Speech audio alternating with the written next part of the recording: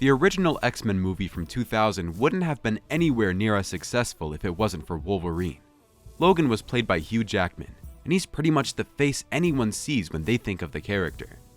However, Jackman does have different features from comic book Logan. He's a foot taller at 6'3", and as a result, looks more lean and slimline. With his sideburns, love of cigars, grizzled charm, and FU attitude, Jackman embodies the character perfectly. However, it almost wasn't to be.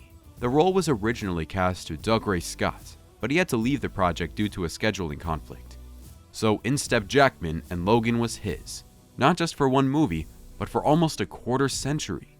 The classic adamantium claws were there for the first time, and his fast healing ability was showcased, as well as his heightened sense. There's also a black leather costume, a departure from the iconic yellow, and no mask, which was also a mainstay from the pages of Marvel Comics.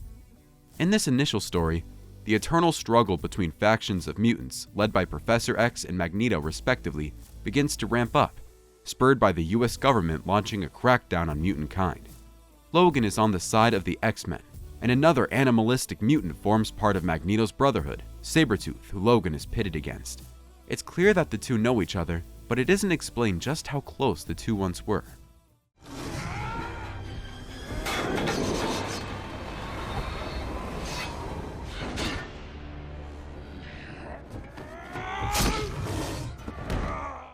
In 2003, Logan returned to screens in X2: X-Men United.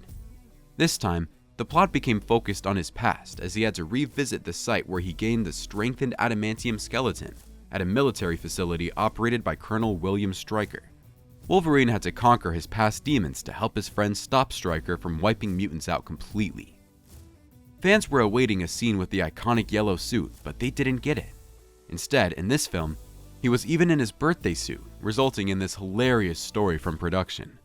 I remember we had to go down this hallway and I had to run. I was meant to be naked and it was very dark and I'm running. It's a very intense scene. And as I run around the corner, the first AD had the entire crew. So all the females on the crew with like $5 notes going, woo!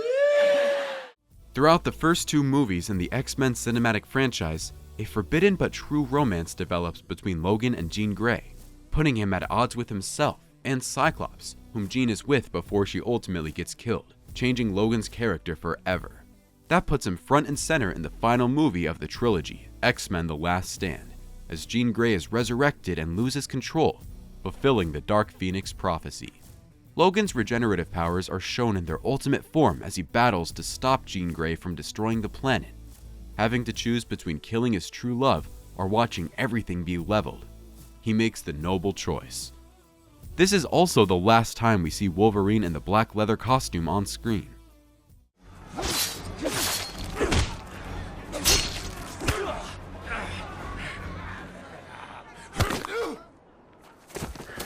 Grow those back. In 2009, Wolverine and Jackman would get a shot at a standalone movie as X-Men Origins Wolverine became the first in what the studio hoped would be a series of spin-offs. Sadly, Logan was the only thing most people liked about the movie, with Jackman himself pretty critical of the film.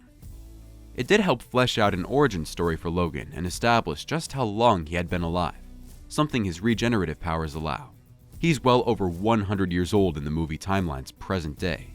It also expanded on the flashback scenes from X2, showing just how Logan got his adamantium upgrade, and how his claws were once made of bone. Logan is shot in the head by Stryker, and the trauma from his wound blanks out his memory, despite him healing back up.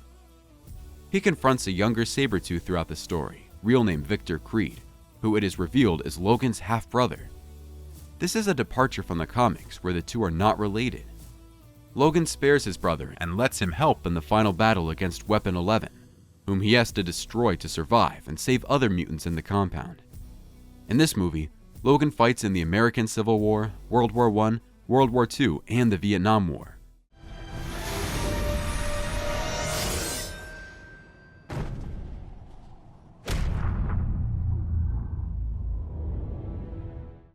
Instead of continuing with the Origin series, Fox instead decided to explore the origins of the X-Men as a whole in 2011's X-Men First Class. This was way back in Logan's timeline, before even the events of Origins Wolverine took place, when he had no interest in teaming up with fellow mutants or helping the cause. Cue a playful cameo where Jackman's Wolverine less than politely tells Professor X to get lost in more expletive terms when he tries to recruit him at a bar. Excuse me, I'm Eric Lensher. Sounds Xavier. Go f*** yourself. Jackman couldn't allow Origins to be the only standalone Logan movie, and he pushed for another attempt. This time, the story is a direct sequel to X-Men: The Last Stand and is based on the limited comic series Wolverine by Chris Claremont and Frank Miller. This film follows Logan as he travels to Japan and becomes embroiled in a complex struggle, stripped of his healing powers for the first time. Wolverine's claws were also redesigned for this movie. The older version had a straighter design, but the new claws have more cuts and angles, making them reflect light in a more cinematic way. Also, the claws come out of the hand lower toward the palm, which is more scientifically correct. In a cool scene, his claws are chopped off by Yashida, the first time we see Logan truly vulnerable to an opponent that isn't Magneto. In a deleted scene, we see Logan being presented with the yellow suit and the iconic mask.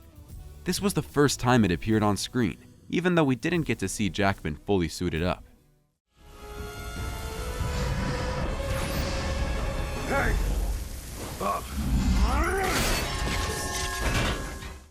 He would appear in a main X-Men movie again in X-Men Days of Future Past in 2014, which crossed the timelines of the original trilogy and the prequel First Class, to allow the cast of both movies to appear alongside one another. The one constant was, of course, Logan being sent back through time to 1973 by Kitty Pryde to avert the assassination of Trask, whose death would cause the creation of the weapon that would destroy mutants, the Sentinels. Logan is the only mutant that can survive in the past, as his healing powers allow him to do so.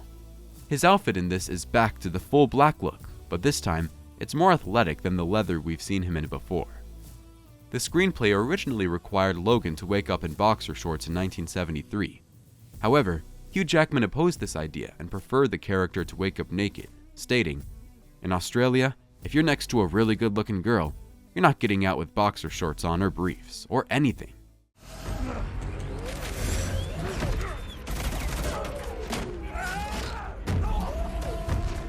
In 2016's X-Men Apocalypse, we again go back to the Weapon X storyline. In a fleeting cameo, Wolverine is again shown in the Stryker facility, used by a group of young mutants as a way to escape, which is almost an admission that this could have been done so much better in Origins Wolverine. And this includes the headgear attached to Logan's skull that was part of the Weapon X program, and brought things much closer to the Weapon X Logan from the comics. Gene.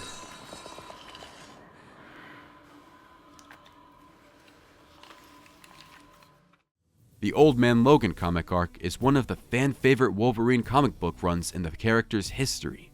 And even though Hugh Jackman sensed his time able to play Logan as a young and athletic hero might be coming to an end, there was an opportunity to bring this epic story to life on screen. And boy was he right. In 2029, mutant births have ceased for 25 years. Logan is losing his healing powers, poisoned by the adamantium in his skeleton. He's caring for a senile Professor X and trying to live a quiet life. He reluctantly agrees to escort a young girl named Laura to supposed sanctuary. It turns out she is technically Logan's daughter and has similar powers to his own, and he realizes this, becoming protective over her. In a final showdown which included a fight against X-24, a clone of a younger version of himself, Logan sacrifices himself to protect Laura and the mutant children. Laura honors Logan's memory, marking his grave with an X, symbolizing him as the last of the X-Men. Hugh Jackman intentionally dehydrated himself for 48 hours before filming scenes where Wolverine appeared shirtless, causing him to lose water weight. He cautioned that this method is hazardous and strongly advised against attempting it at home.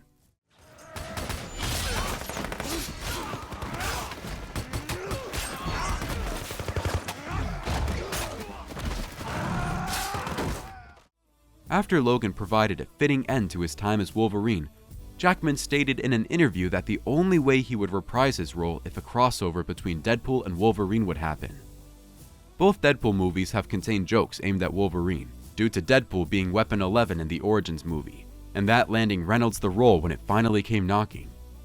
In the post-credits sequence of Deadpool 2, Wade travels back in time to that moment, killing his former self in a scene that stitches together part of Origins with shots of Deadpool talking to Wolverine. adding to the running joke that Logan should suit up again to team up with him. Eventually, you're gonna hang up the claws, and it's gonna make a lot of people very sad. Huh? But one day, your old pal Wade's gonna ask you to get back in the saddle again. And when he does, say yes. Oh, right. For a lot of comic book fans, the fact that Logan never got to throw down in the MCU is a big disappointment. It's crazy to think that in almost 25 years of playing the character, it's taken until now for Jackman to pull on that iconic yellow suit from the comics and cartoons, but it's finally happening, for real this time. It seems that this version of Logan might be a variant, so not the same one from the previous Jackman appearances, but we'll have to wait and see. Deadpool is being sent to retrieve him by the TVA. In his timeline, it appears he failed to save his fellow X-Men and the wider world from a Thanos-level event. That's where Deadpool comes in, offering him the chance to redeem himself and save the MCU, but not before they have an epic, over-the-top fight, their healing abilities making it impossible to kill each other. It looks like this movie might actually save the MCU. Who knows? With the multiverse saga building towards a huge crossover event like the Infinity Saga did, a full Wolverine appearance alongside classic foes like the Hulk could even be on the cards, if Jackman does feel like giving it one last hurrah.